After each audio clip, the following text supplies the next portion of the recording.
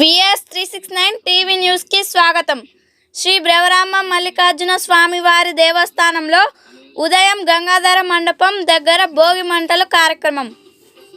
భోగి సందర్భంగా చిన్నారులకు సామూహిక భోగి పండ్లు కార్యక్రమం నిర్వహించారు. దర్శన 3వ వీధిలో 15వ తేదీన ముగ్గుల పోటీలు.